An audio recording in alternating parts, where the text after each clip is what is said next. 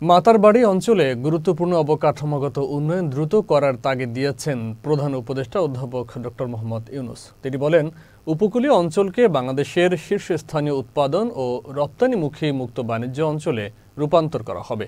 আজ রাষ্ট্রীয় অতিথি ভবন যমুনায় এক উচ্চ পর্যায়ের বৈঠকে মহেশখালী মাতারবাড়ি সমন্বিত অবকাঠামো উন্নয়ন উদ্যোগের অগ্রগতি পর্যালোচনা করেন অধ্যাপক মোহাম্মদ ইউনূস। এই অঞ্চলের কৌশলগত গুরুত্বের উপর জোর দিয়ে অধ্যাপক ইউনূস বলেন, এই সরকার মাতারবাড়িকে দেশের বৃহত্তম বন্দর, সরবরাহ, উৎপাদন এবং জ্বালানি কেন্দ্র হিসেবে কল্পনা করেছে। এই দৃষ্টিভঙ্গি বাস্তবায়নের জন্য অবশ্যই উল্লেখযোগ্য বিদেশি বিনিয়োগ আকর্ষণ করতে হবে।